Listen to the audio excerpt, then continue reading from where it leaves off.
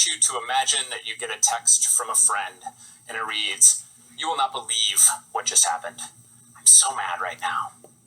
So you do the dutiful thing as a friend and you ask for details, and they tell you a story about what happened to them at the gym or at work or on their date last night.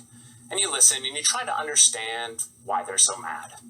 Maybe even secretly judge whether or not they should be so mad. And maybe you even offer some suggestions. Now, in that moment, you are doing essentially what I get to do every day because I'm an anger researcher.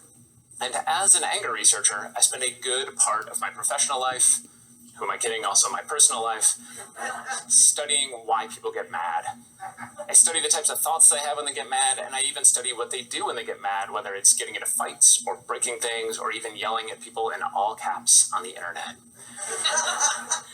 And as you can imagine, when people hear I'm an anger researcher, they want to talk to me about their anger. They want to share with me their anger stories. And it's not because they need a therapist, though that does sometimes happen. It's really because anger is universal. It's something we all feel, and it's something they can relate to. We've been feeling it since the first few months of life when we didn't get what we wanted, and our cries of protests, things like, "What do you mean you won't pick up the rattle, Dad? I want it." We feel it throughout our teenage years, as my mom can certainly attest to with me. Sorry, Mom. We feel it to the very end. In fact, anger has been with us at some of the worst moments of our lives. It's a natural and expected part of our grief, but it's also been with us at some of the best moments of our lives, with those special occasions like weddings and vacations, often marred by these everyday frustrations, bad weather, travel delays that feel horrible in the moment, but then are ultimately forgotten when things go okay.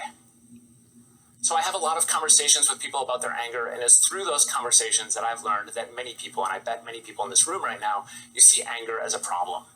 You see the way it interferes in your life, the way it damages relationships, maybe even the ways it's scary. And while I get all of that, I see anger a little differently. And today I want to tell you something really important about your anger. And it's this: anger is a powerful and healthy force in your life. It's good that you feel it. You need to feel it. But to understand all that, we actually have to back up and talk about why we get mad in the first place. And a lot of this goes back to the work of an anger researcher named Dr. Jerry Deffenbacher, who wrote about this back in 1996 in a book chapter on how to deal with problematic anger. Now, for most of us, and I bet most of you, it feels as simple as this: I get mad when I'm provoked, right? You hear it in the language people use. They say things like, "It makes me so mad when people drive this slow," or "I got mad because she left the milk out again."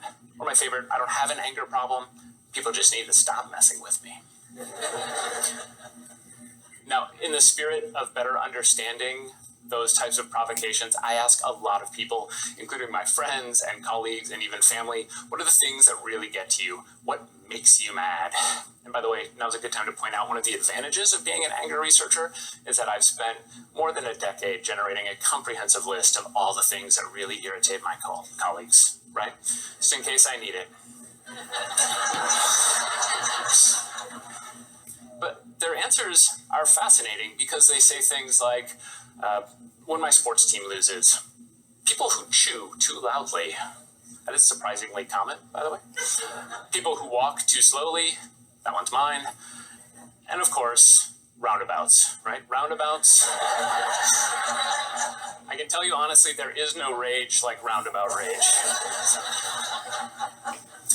Sometimes their answers aren't minor at all. Sometimes they talk about racism and sexism and bullying and environmental destruction, big global problems we all face. But sometimes their answers are very specific, maybe even oddly specific. That wet line you get across your shirt when you accidentally lean against the counter of a public bathroom. Yeah. Super gross, right? So, or flash drives. There's only 2 ways to plug them in, so why does it always take me 3 tries? Now, whether it's minor or major, whether it's general or specific, we can look at these examples and we can tease out some common themes, right? We get angry in situations that are unpleasant, that feel unfair, where our goals are blocked, that could have been avoided, and that leave us feeling powerless. This is a recipe for anger. But you can also tell that anger is probably not the only thing we're feeling in these situations, right?